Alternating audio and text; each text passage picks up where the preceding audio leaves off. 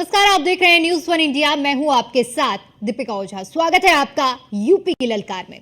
UP में उपचुनाव से पहले आरक्षण और जाति की सियासत पर विपक्ष ने पहले से ही मोर्चा खोल रखा है, लेकिन अब एनडीए के सहयोगियों ने भी आरक्षण पर आंखें तरेनी शुरू कर दी है।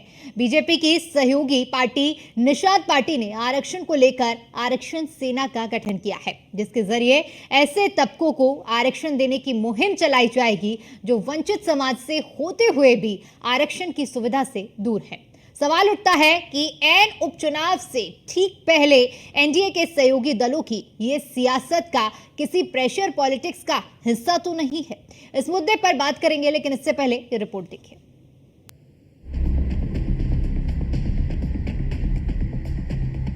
आरक्षण के नाम पर नई बिसात, निषाद पार्टी ने किया आगाज। आरक्षण सेना से दिलाएंगे आरक्षण का हक। एनडीए सहयोगियों का क्यों बदला मिजाज। लोकसभा चुनाव में जाति का जिन्न खूब सिर चढ़कर बोल रहा है। विपक्ष ने संविधान खत्म करने और आरक्षण खत्म करने का झूठा नैरेटिव इस कदर फैलाया कि बीजेपी की सीटें आधी रह गईं। अपनी अपनी जाति के ठेकेदार घोषित करने वाले निषाद पार्टी और सुभाषपा का जहां खाता जीरो रह गया, तो अपना दल अध्यक्ष अनुप्रिया पटेल बमुश्किल अपनी सीट बचा पाई। ऐसे में बारी 10 सीटों पर उपचुनाव की है, जिसमें सीट शेयरिंग को लेकर प्रेशर पॉलिटिक्स शुरू हो चुकी है और इसकी शुरुआत की है निषाद पार्टी ने। संजय निषाद ने आरक्षण सेना का गठन किया, जिसके जरिए आरक्षण से वंचित तबके को हक दिलाने की मुहिम छेड़ी जाएगी। जातियां केवट मल्ला बिंद कश्यप कहाँ रहेंगी भाई। 80 में होने नहीं दिया लोगों ने, मतलब उनका सर्टिफिकेट बनने नहीं दिया। अभी भी मझवार, गाँव, तुरैया, खरवार, बेलदार, खरोट, कोली 7 नामों से अनुसूचित जाति की सूची में सूचीबद्ध हैं। तो आखिर ये कौन है मझवार? हुआ मझवार लेदरमैन तो मिल रहा, वाशरमैन को मिल रहा, तो फिशरमैन को काहे? इनकी उपजातियों को ओबीसी में डालने वाले छोटे पैमान थोड़ी हैं।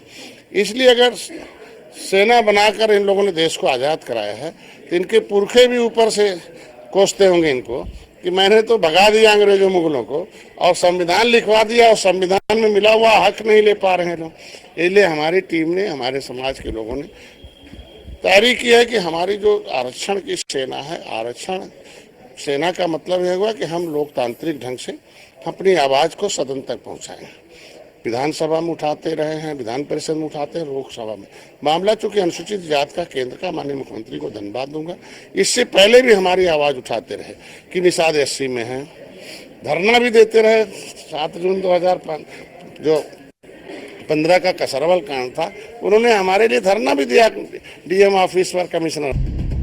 संजय निषाद के इस कदम के सियासी मायने क्या हैं, इससे बाद में समझेंगे, लेकिन उससे पहले ये जानना जरूरी है कि आखिर संजय निषाद किस तबके की बात कर रहे हैं। साल 1931 में अंग्रेजी शासन के दौरान जातिगत जनगणना हुई थी। इसी के आधार पर मंडल आयोग की रिपोर्ट तैयार हुई थी। 1931 की इस रिपोर्ट में कई ऐसी जातियों को छोड़ दिया गया जिन्हें अंग्रेज अपना दुश्मन मानते थे। ऐसे में अब जब मंडल आयोग बना, तो उस रिपोर्ट में भी ये जातियां छूट गईं। इन्हें घुमंतु समुदाय कहा जाता है। आज भी बड़ी संख्या में ऐसे करीब 80 से ज्यादा जातियां सरकारी सुविधाओं से वंचित हैं।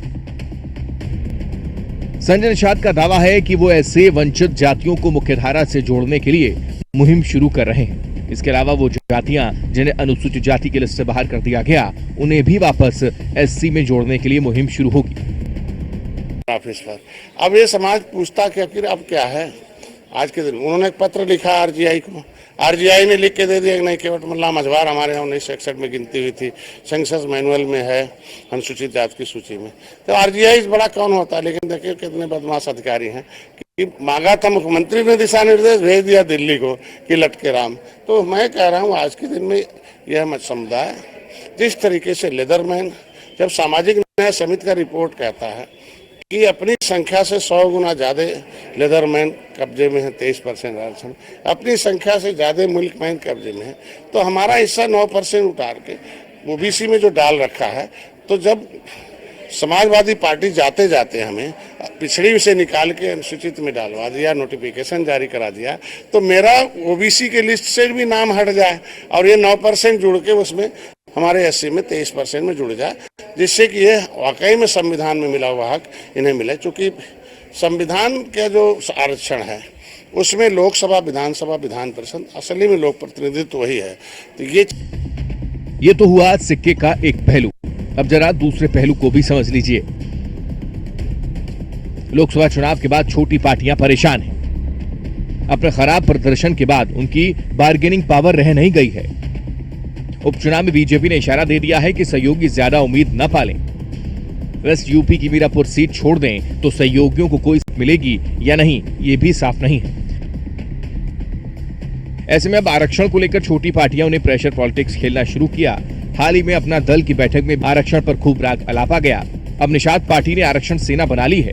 लबुलबाब ये कि असल में यह सारा खेल बीजेपी नेतृत्व पर दबाव बनाने का है ताकि आने वाले चुनावों में इन दलों की प्रासंगिकता बनी रहे। Report news India.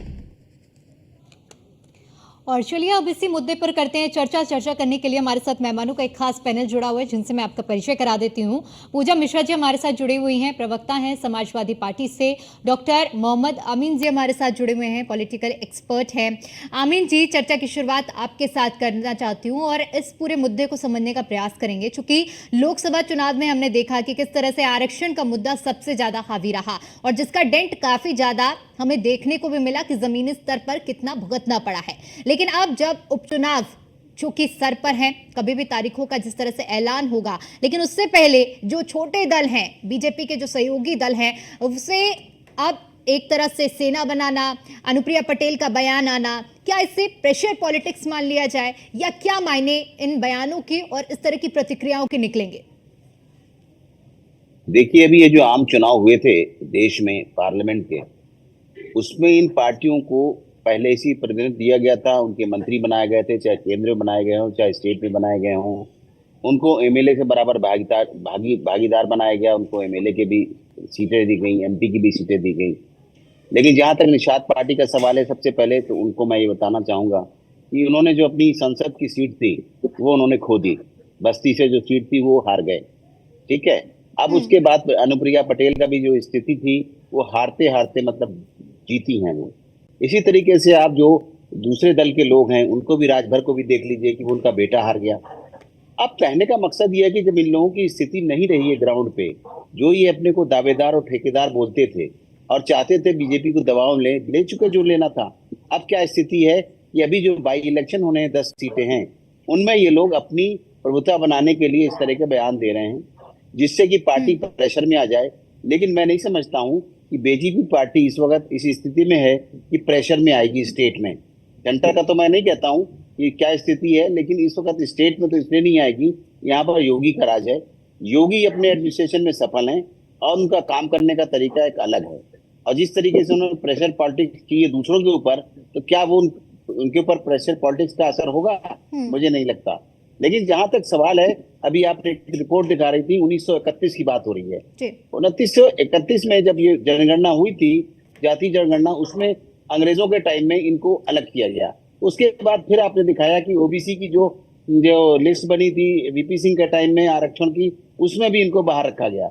मेरा कहने का मकसद है कि आज 7 साल हो रहे हैं उत्तर प्रदेश में भी और देश केंद्र में भी 10 साल हो गए हैं।